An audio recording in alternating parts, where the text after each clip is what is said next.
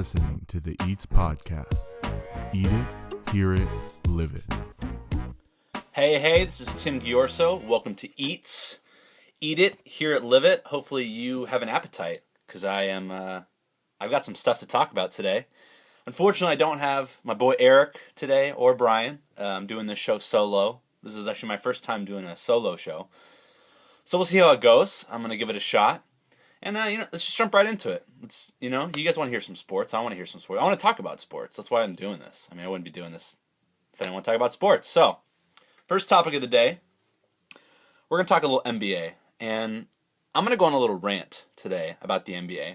And don't get me wrong, I love the NBA. The NBA is probably my favorite sport to watch on TV.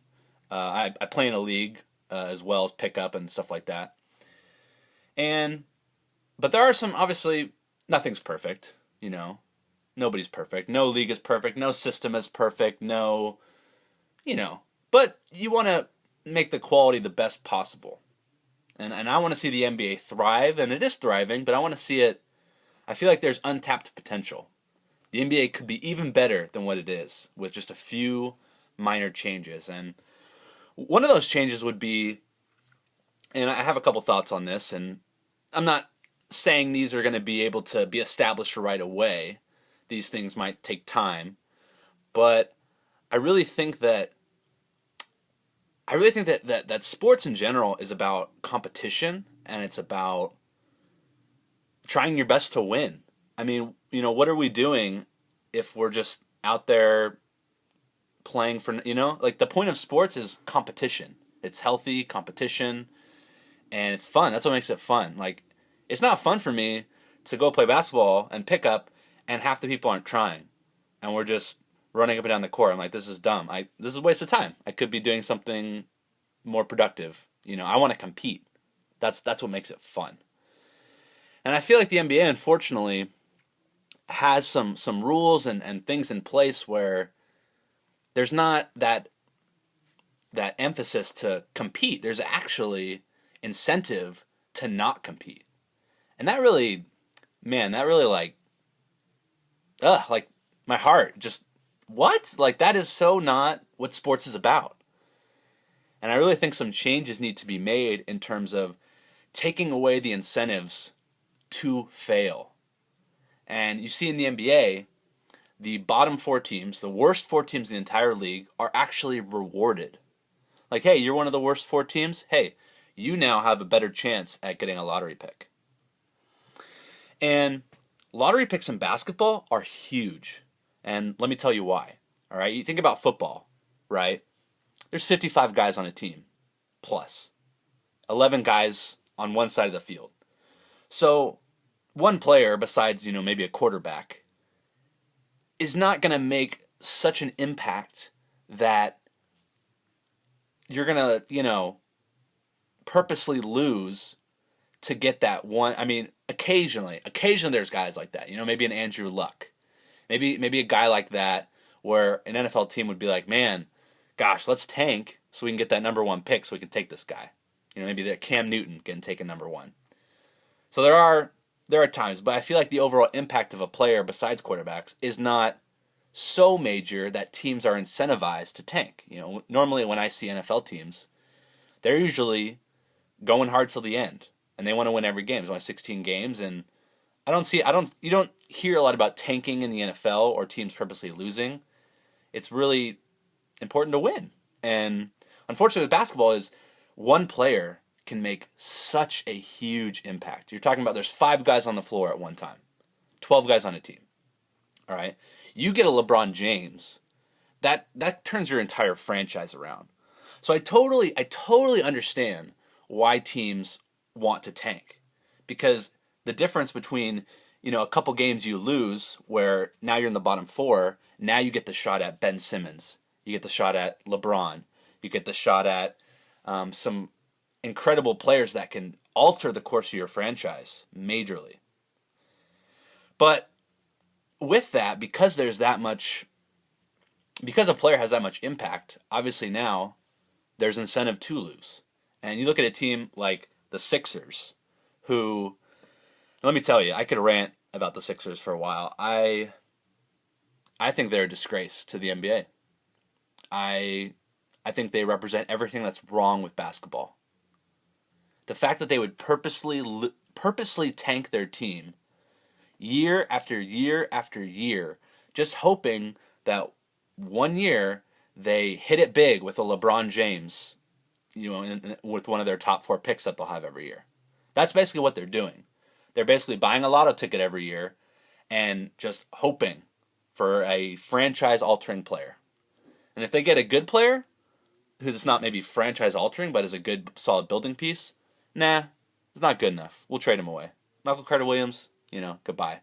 There's been reports that maybe they're looking to trade Jahlil Okafor, who they just drafted, who's played really well.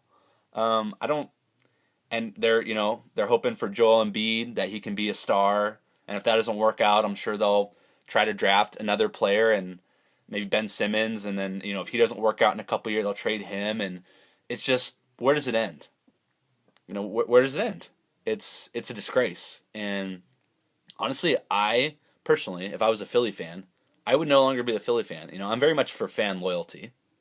I think it's good to be loyal, but I think loyalty, if you want to be a true friend, you have to let people know what's up. So yeah, maybe you're a loyal Philly fan, and you go to game after game after game of, I'm loyal, I'm supporting Philly, but at the same time, the owners are like, oh, sweet, like we have these fans that are loyal and they're going to show up no matter what, so why would we need to improve the product? We can just bank off these loyal fans who are just going to keep showing up. So in order, I think, to be a true fan, sometimes you got to put your foot down. And sometimes you got to say, hey, this is not acceptable. I'm not going to put up with this. This product is crap. The way we're going about things is wrong. I'm not going to games. I'm not showing up. Sorry. Like, too bad, Like, you may still love your Sixers, but I think for, Philly fans, I'm telling, like, if you want the Sixers to succeed, start boycotting. I mean, honestly, like, you have to send them a message saying, hey, we're not gonna put up with this. We're not buying into this lottery every year where we're just hoping, maybe it does work out for them. Maybe in a couple years they hit it big on a draft pick, and then, they're one of the top teams. I mean, sometimes, unfortunately, that's the kind of stuff gets rewarded, and that's just, the reality of life, doing the right thing doesn't always mean you get the reward in the end. But at some point, you got to say enough is enough, and you got to put your foot down, and you got to say, I'm not watching any more games. I'm sorry. Until you show me that you are trying to put a quality product on the floor, until you're showing me that you're trying to win, trying to be competitive, no, I'm good. I'll watch something else. And I've even done that with the Kings this year. And I don't want to go too off topic here. I want to stay in the NBA, because I was going to talk about the Kings later in the show. With the Kings, I've kind of put my foot down this year. I've said, the product is just not good, and it's been a long time, and I have better things to do with my time than watch these last 10 games of the season, where it's obvious that no one's really cares. We're not trying to make the playoffs. You've got, the other day, they rested Rondo, Cousins, and Rudy, and I'm thinking, what? Like, you guys are resting? You have like 5 games left. Basketball's over for you in a couple weeks, and then you're done. Why do you need rest? Players that are going to play in the playoffs need rest. They have more games to play. But really? You guys have 2 weeks left, and you're going to sit, all 3, you're going to sit for rest? Are you kidding me? Like, you have 2 weeks left. Make the most of it. I was just kind of stunned when I heard that. I can see maybe 1 or 2 sitting out, with injuries. Maybe you want to get a day of rest, but all 3? I mean, come on. Like, I feel bad for the fans who went to those games, expecting to see a competitive game, A, getting to see their favorite players play, B. I mean, some people pay quite a bit of money to go to games or travel from quite a ways to get to games, and we're not really feeling like playing today. We're a little banged up. We're gonna sit. Are you kidding me? That's ridiculous. Get your ass on the court and play. Like, it just, But no, I don't want to go too far into that. Let's stay on track here. Try not to get too off track, and let's stick with NBA. And so ultimately, the bottom line is, okay, how do we get teams to want to win, to want to compete, to even if their team is not going to make the playoffs, can we give them an incentive to just keep going anyway, to keep trying, to keep putting their best foot forward, so we can actually see good competition, good meaningful games, fans are rewarded. I mean, you think the last few weeks of the NBA season it's kind of a joke. You've got all the good teams who are resting all their starters to prepare for the playoffs. So you're seeing a lot of, bench guys starting and playing. Then you've got the bad teams who want to lose so they can get a better draft pick. So, I mean, they're not playing their best players, If they have a player who's a little banged up, hey, shut them down. Why? I mean, what incentive is there to keep Anthony Davis playing? There is none, because you'll win more games when he's playing. So, hey, shut him down, lose more games. Sweet, better draft pick. So, the last few weeks of the season, we're seeing just crap games. I think the other night, Saturday, right, the Thunder Spurs, the big Saturday night matchup. We're all prepped for it Saturday night, which I think a great idea doing the games on Saturday night. I really enjoy that. Spurs just bench all their players. Like, oh, okay, I'm not watching that. You know what I mean? It just upsets me. As a fan, I think fans are getting kind of screwed over who are paying money to go to these games, who are just seeing a really bad product, and like you go to a game because you want to watch competition. And when you're watching two teams that one team doesn't care because they already have a good seed and they want to rest their starters, so they're giving the loss away. And then you have another team who, man, they want to drop down a little further. I mean, what kind of game is that? All you're really there for is some of the scrubs who are kind of either want to be starters someday or want to make the team are going to be competing hard. So I guess you see a little bit of competition, but other than that, that's what you're seeing. So it's sad. I feel like the last couple weeks of NBA, I hardly pay attention because it's just there's no competition. And plus you got March Madness going on too. So March Madness, competitive, crazy playoff-like atmosphere games. Even if it is college basketball, and even if it is a less quality, game, hey, the excitement, the competition is there. I'm watching that.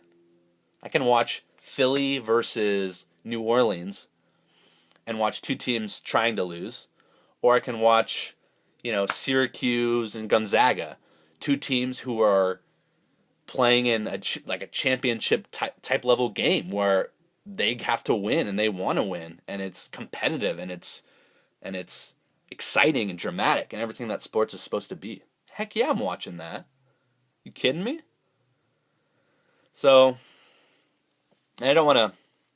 You'll notice that one of the things I do is I do tend to repeat myself a lot. So it's something I'm working on. I just like to reemphasize things a lot because I don't know. It's what I love to do. I don't know. It's just part of who I am.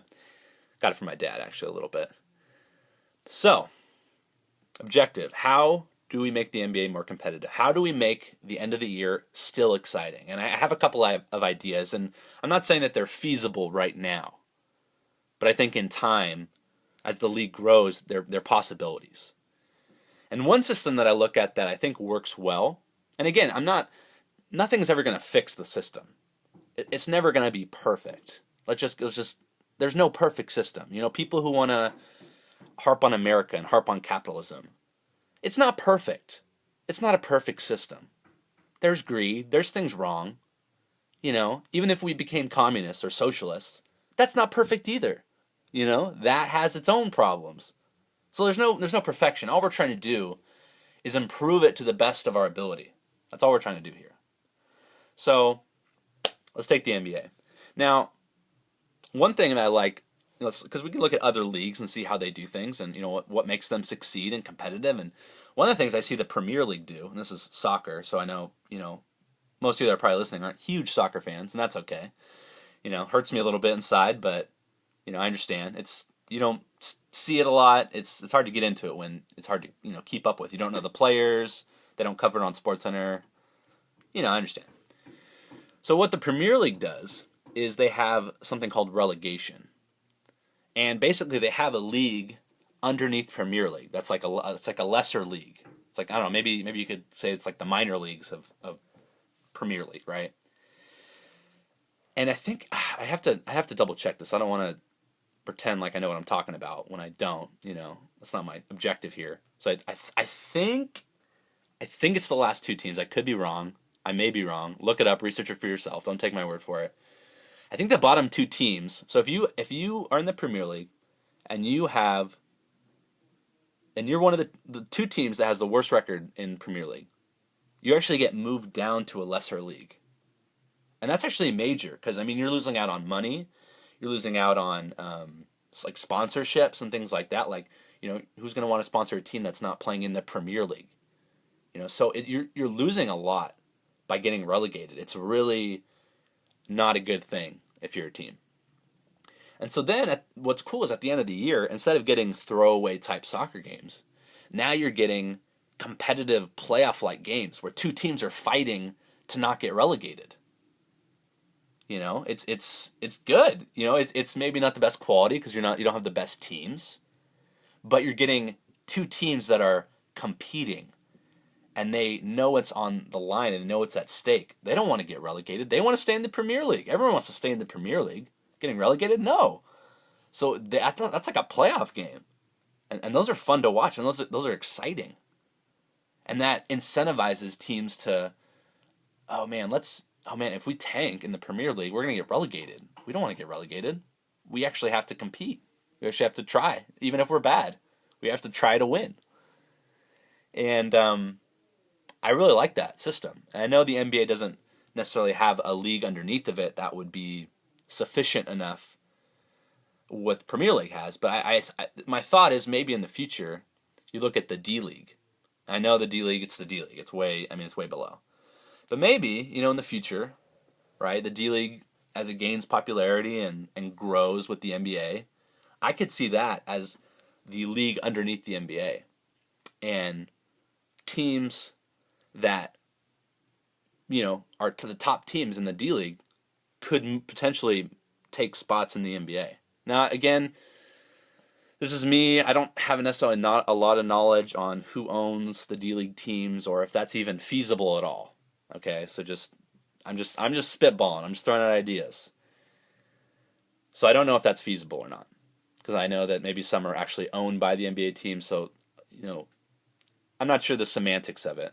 I'm just proposing some ideas.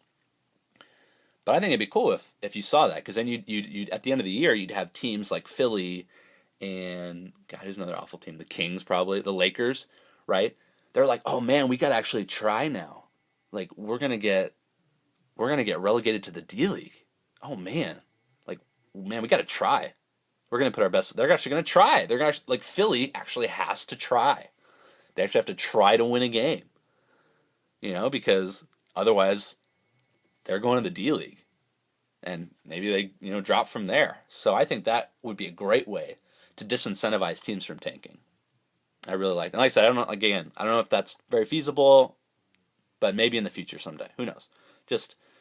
I'm just a dreamer, I just like to dream and hope, and you never know, Set your mind to something, you can do it.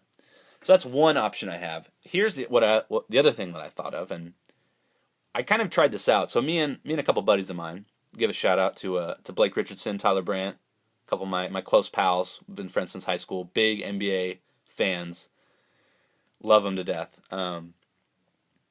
So we tried this thing because we've been doing a fantasy basketball league for, 7 years now, 6 years. And so one thing that me and Blake were the co-commissioners this year, and we were trying to think of some new ideas to how to improve the quality of the league and how to improve the competitiveness. And we noticed that, as soon as the playoffs started in our fantasy league, everybody just stopped. Everyone who didn't make the playoffs, it was like, what's the point? They stopped checking their lineups. There's no point, right? There's no incentive, and there's no penalty either for finishing last. So you've got half the league that after a certain date they're not active anymore. They're not playing. And then as soon as a team loses in the playoffs, they're done too. They have no incentive to keep trying. And so me and Blake were trying to figure out, man, how do we keep every team motivated till the end to continue to put in effort and to try and win? How do we disincentivize them to tank or not care and not check their lineups? And how do we incentivize them to care? And so we kind of implemented this thing where we had, just specifically for the consolation bracket, so for all the teams that didn't make the playoffs, there was an incentive. There was, I believe you got half your buy-in back, and you got, and I'll explain this, but the way we do lottery is we have the WWE and we do the Royal Rumble. Wait, I think it's the Royal Rumble. I'm not big on wrestling. Something where there's 20 wrestlers and they each come out at different times and they wrestle each other. They try to throw each other out of the ring. Last one in is the winner. And so that's how we do our draft lottery. Is we have, we draw names out of a hat. Then you get to pick your wrestler. So the person who gets the number one gets to pick maybe The Rock or a really good wrestler, John Cena. And then you kind of go from there. And then we all sit down and we watch them go at it, and we watch our guys. And it's really fun because you see guys are just trying to throw each other in the ring, and we're just like pulling our hair like, no, like the Big Show, what are you doing? Like, no. So it's fun. It's a cool way to do the lottery. And so one of the incentives we put in was not only do you get your buy-in back, but you get an extra wrestler. So now next year going into the draft, you have 2 wrestlers. So that increases your chance to get the number 1 pick. And I'd say it was moderately successful. I know for me personally, I didn't make the playoffs, and there's the story behind that I could go into. I made a really dumb trade that I regret, and that kind of hurt me. And bottom line, I don't want to go into that, but I didn't make the playoffs. But I had a blast because I spent the last 4 weeks still active, still picking players up, still looking for checking stats every day, still because I knew, hey, I could get half my money back, and I can get an extra wrestler in the next year's draft. Sweet. Now there's an incentive for me to try and keep going and be competitive and set my lineups every week, not check. And I loved it. I thought it was great. I'm really pushing for it to continue to be implemented next year because it just gives you something to play for, gives you incentive. Unfortunately, I didn't win. I made it to the final round of the consolation bracket, and I lost. And I actually lost to someone who wasn't even checking their lineups really, so that was kind of a bummer. But there was 1 or 2 other people who actually did try as well. So I wasn't the only one who was trying. And so for me, that was fun. It gave me an extra couple weeks of getting to have fun and something else to fight for. And so I really like that, and I think over time it'll catch on. And so I think that, how can we maybe apply this to the NBA? How do we incentivize teams to continue to try? And also disincentivize them from tanking. And so another couple of ideas I have here, and again, I'm just spitballing here, but so one of them would be, with the relegation system, that isn't feasible. Another thing they could do is, if you're one of the 4 worst teams in the NBA, you automatically are slotted 5 and up in terms of the draft. And honestly, I know that you want the bad teams to get the best players because you want it to be fair, but when you put good players on bad teams continually, it's just like it's a cycle. Players don't grow. A good player goes to a bad team, doesn't grow, bad culture, maybe no veterans there to help guide, no winning culture. I think that the whole overall quality of the NBA would improve if some of these good players got to go just to a little better teams, not these really crappy teams, because they would grow so much more. You look at Kawhi Leonard. What if Kawhi Leonard was on the Sixers? You think he would grow as much as he's grown on the Spurs? What about James Harden if he hadn't gotten drafted by the Thunder? You think he would have grown into the player he is now? It's a serious, and you think about all the players who've gotten drafted number 1 and top 5 and who've been busts, who haven't succeeded. Maybe like Anthony Bennett recently was a recent bust. Let's say Anthony Bennett gets drafted by, the Suns or just an organization that's just a little bit more quality. Maybe he has a different career. Maybe he grows into a great player. you know? So I think putting these great athletes, these great players on the worst teams, I don't think it's good for the NBA. I think overall the quality of the NBA goes down. And so here's my thought is, if you're in the bottom four, you're one of the four worst teams in the league, you automatically lose out on 1 through 4, pick-wise. You'll start at 5 and up. Because I don't think teams should be rewarded for losing. Especially in a league where players are so valuable. It's not a problem in the NFL because, again, 11 guys, 55 guys on a team. One guy isn't so major, so there isn't that incentive. You can get a guy later in the first round who is just as good as someone, earlier on in the first round. It's not a huge deal. And I think this would make teams, so you see teams like the Lakers and the Sixers, right? Instead of tanking at the end of the year and purposely losing and benching their star players and shutting down their best players, now they're like, oh crap, we don't want to be in the bottom 4. Because then we'll lose out on potentially getting the 1st through 4 pick, and there could be some franchise, altering players in there. Man, we got to actually try. We got to actually sign some guys. We got to actually try to win. We got to at least be good enough to not be in the bottom 4. So now you have incentive to win, and you have competition, and you have good games, and you have teams fighting again not to be in that bottom 4. And what's nice is, even though those bottom 4 teams don't get a top 4 pick, they still 5 and up. There's still quality players available. Kawhi Leonard was drafted, I think, 16th or 17th. Steph Curry was 13th. So there's still quality players past the first 4 picks. They're maybe just not as sure things.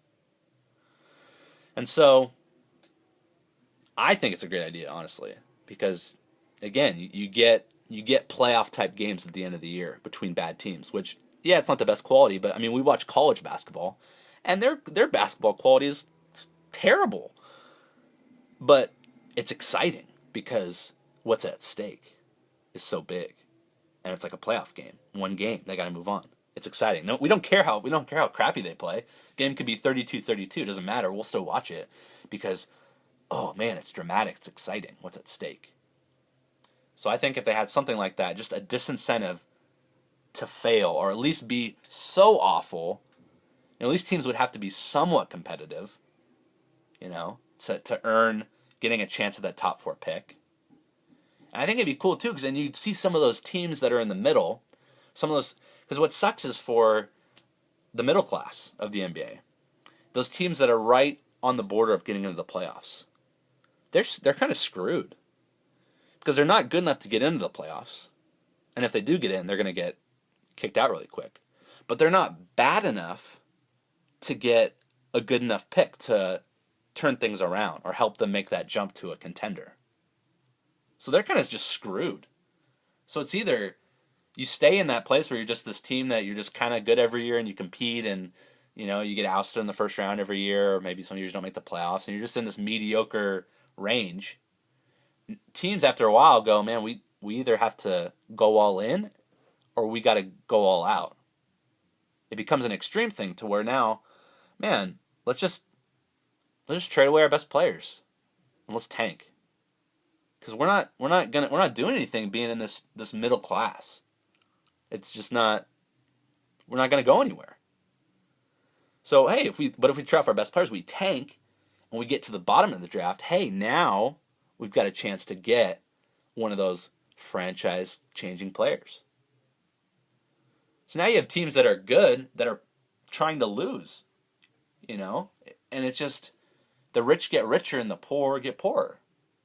And there's no middle class. And I feel like to have a strong, and even in America, to have a strong league, you need a strong middle class. Yes, there's going to be the rich and the poor. That's always going to be there. But you want a lot of people in the middle. You want a strong middle class. And I feel like the NBA lacks a strong middle class teams. So I think that would be a good way to at least make teams, if the Pelicans, right, let's say they were in the bottom 4, and they have the option of shutting Anthony Davis down. But crap, they don't want to. Man, like Ben Simmons is there. Brandon Ingram. Like, man, if we shut down Anthony Davis, maybe we lose out on. Maybe we get in the bottom 4 and then we lose out on a top 4 pick. We lose out on Simmons. We lose out on Ingram. Crap. Like, okay, maybe we shouldn't shut him down. Let's keep playing. Let's keep being competitive. Let's try to win some more games. I think it could change the mentality. And then what's cool is you'll see those middle class teams who are actually trying to win and aren't trying to lose. They just don't necessarily have enough to be contenders. They're going to get rewarded. So a team like the Jazz or the Suns or the Mavericks or a team that's kind of on the border of the Celtics, a team that's always kind of on the border, trying to get in, not good enough to win it, but not bad enough to get a good enough pick, and they're just stuck in the middle. Now they're going to get rewarded more for actually competing, and they're going to have a better shot at getting a top pick more than those bottom 4 teams. So now you look at a middle class team that has like a good organization that's solid. They get like a good player to come in that could put them over the edge and launch them into being a contender. So I think if you reward the middle class, you reward the people who are trying, I think that's going to lead to a better quality NBA, because then you're going to see a lot of quality teams who have a chance to win it every year. Right now it's, okay, we already know it's going to be Spurs Warriors in the Western Conference Finals against the Cavs in the finals, and it's going to be between those 3 teams, and it's just watching the rich get richer. And realistically, none of these more middle class teams have a shot. They just they're not going to, So it's like it's just an unbalanced system. Like, you need a strong middle class to have a successful league with lots of parity and lots of different teams having a chance to win it. Because otherwise, just the rich get richer, the poor get poor. Middle class NBA. That's what you need. So let's stop this. Let's stop this incentivizing teams to lose. Let's stop rewarding teams for tanking. Let's start rewarding the teams that are trying to compete, trying to make the playoffs, trying to get in the 8th seed. Let's reward those teams. And I've even thought about, and this is pretty far out there, but what if you took all the teams that didn't make the playoffs, right? And you did a NCAA tournament like bracket, where all those 14 teams that don't make it go into a bracket. They get seeded, right? The teams that are, a little bit better in the standings get better seeding, and they play, and the top 2 teams they actually play to get the first round pick. How how exciting would that be? That would be like the NCAA tournament, but better. Because you get better basketball. You're getting NBA type players. They're competing because they know they want to get a good pick. And they have to actually win and actually have to try if they want to get a top pick. That would be some crazy excitement.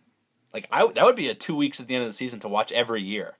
I'd be like, oh, I have to watch that. It's so exciting. Like, who's going to get the first pick? Is it going to be, are the Lakers going to get it? Are the Suns going to get it? Maybe the Kings have a chance to get it. And now those teams that are really bad, now there's kind of an incentive to like, okay, we're not very good, but we need to get a little bit better. Because if we get a little bit better, if we improve a little bit, we have a better shot. Even if maybe we don't make the playoffs, we have a better shot of winning that tournament to get the top pick that will launch us into contention. Because right now, teams, if you're bad, there's no point in getting marginally better. There's no incentive there. Because then, again, you're going to be in that mediocre middle class, and you're going to get stuck. So it's either you want to get really good, or you want to be really bad. So let's start rewarding teams. I know I'm saying the same thing over and over again, and I'm sure you guys are getting tired of me. Let's reward the teams that try, the teams that are trying to win. Let's reward them. Let's incentivize them. Let's disincentivize the teams who are trying to tank, trying to lose. Let's have a strong NBA middle class. I think that's going to make a great NBA with parity and lots of good teams and quality players. Good players will go to quality teams. They'll actually grow into quality players. So those are 3 kind of ideas I have. I mean, think how cool that would be. Like, the consolation, the losers bracket for all the NBA teams trying to fight for the number one pick. That would be crazy. Everyone would be playing their best players. The Pelicans, they would not shut down Anthony Davis. If they have a chance to get the number one pick, you think they're going to shut down Anthony Davis? No. Heck no. They want to win. They want to win that tournament so they can get the number one pick. Heck no, they're not shutting down Anthony Davis. They're going hard. They're going hard. And obviously, again, no perfect system. There are flaws to that too, because then you could see some teams who are maybe 7th or 8th seeded, and they might purposely lose to try and get into that top middle area so that they can get a better pick. So that there is, I'm not saying these ideas are perfect, because no system is perfect. And again, there are flaws. Even these ideas I presented, there are flaws. There are things that aren't perfect. There's still incentive to tank in some ways. But if they can improve a little bit, all we're looking for is improvement. We're just looking for little improvements, just baby steps to make the league better. And those are kind of a couple ideas I have, because I think that it would make the league a lot more fun and have a lot more fans that would watch, make a lot more money. All right, well, I'm done with that. I'm exhausted from just going into all that. I love the NBA though. I love the NBA. Don't get me wrong. NBA it's a great sport. I actually have a game tonight I'm about to play, so I'm excited for that. But yeah, and we're already getting kind of long time wise, so I won't talk too much longer. I know that this day and age, no one wants to listen to 40 minutes to an hour, but hopefully some of you have. If you find it interesting enough, hopefully I've entertained you. Are you not entertained? Are you not entertained? Hopefully you've been fed. Hopefully I've given you enough to feed on. Last thing I just want to go into is, the Kings a little bit and Demarcus Cousins, and obviously the question I hear all the time whenever I'm amongst Kings fans is, should we trade Demarcus Cousins? That's always the question. It's always the first thing. Can we win with Demarcus? That's a tough question. That's really tough. I feel like we can win with Demarcus Cousins, but there needs to be some changes. For example, I think the only way we're going to win with Demarcus Cousins is if the Kings really get serious about discipline and about holding players accountable. If we can get serious about that, and they are okay, and they're going to back the coaches, not the player, not DeMarcus. They're not going to let DeMarcus get away with everything. That the coach is going to have the power to, if DeMarcus is getting out of control, bench him. If he's getting kind of crazy and emotional and complaining after every call, bench him. If we can do that if they can actually keep players accountable, keep DeMarcus accountable, I think we can win with DeMarcus.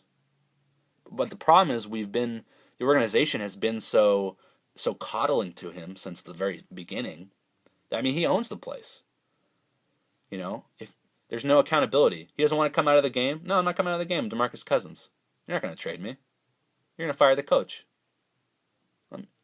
He's become bigger than the organization, which organizations don't succeed very well that way.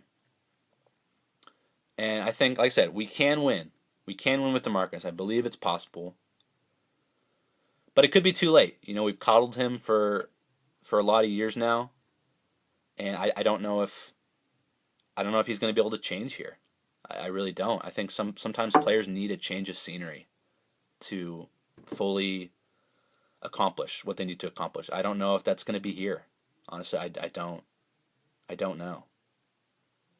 But they are going to have to get serious, and they're going to say, hey, DeMarcus, we're going to come down on you now. We're going to hold you accountable. You're the leader of this team. We can't have you throwing tantrums. We can't have you leading the league in technicals. We can't have you, being demonstrative and yelling at refs and just getting so emotional and out of control, because the whole team feeds off that. You lose control in the end, and we lose control.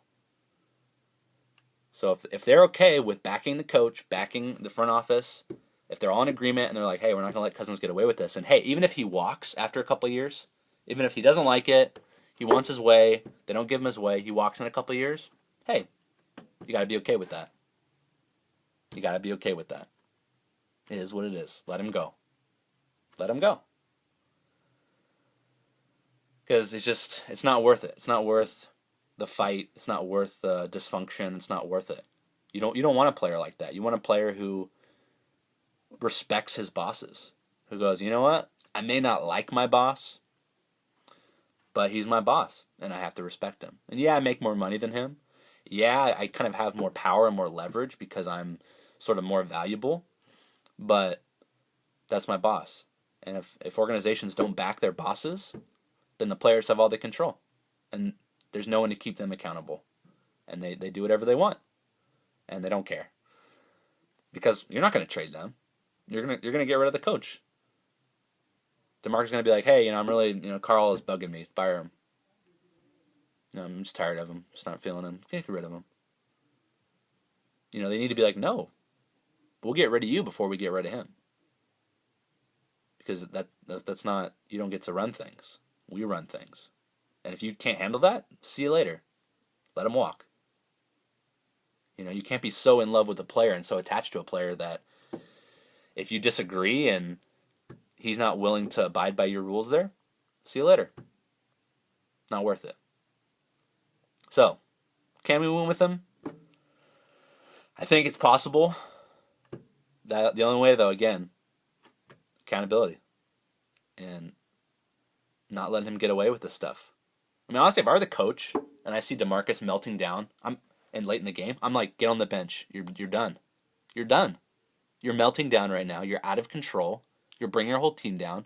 I don't care if we have a better chance to win with you in the game. You're going to lose us the game.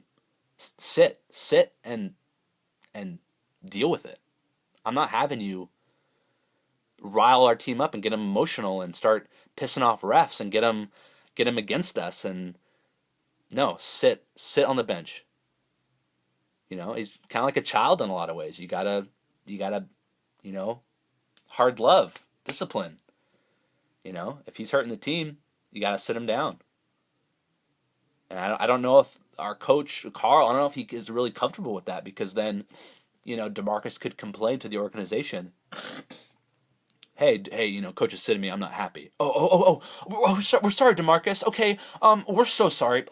Won't happen again. Don't worry. We will talk to Carl, and we will make sure that he never does that again. We are so sorry. Would you like a coffee? Would you like a latte? Come in here. We get private massage. Here's some extra bonus money. Please don't leave. Please, we need you. We're so desperate. That's kind of how it is. Instead of being like, no, he's your boss. If you don't do what he says, then you can have fun riding the pine.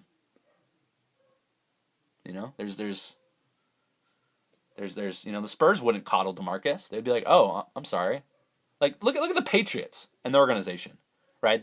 They'll take chances on these guys who are, questionable character, and they'll release them right away if they're not.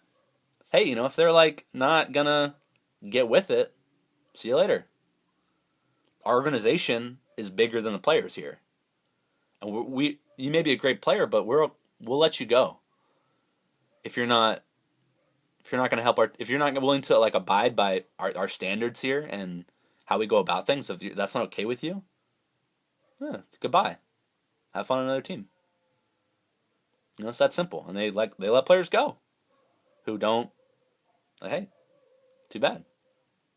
You don't have to like the people above you, but you got to respect them to an extent. And obviously, if you feel like they're doing something that's wrong and that's against your standards and obviously then you'd be like, hey, no, and they might let you go. You know what I mean? That's unfortunately, that's the reality of life. I say I work at a place and I'm an accountant or something, and the business is doing kind of unethical things, and I don't think that's right, and they try and have me forge some numbers. I'm going to be like, I'm sorry, I can't do that. I love you guys. I respect you guys. I'll do the work but I'm sorry, it's not okay. And you know what? I'm probably going to get let go. Let's be honest.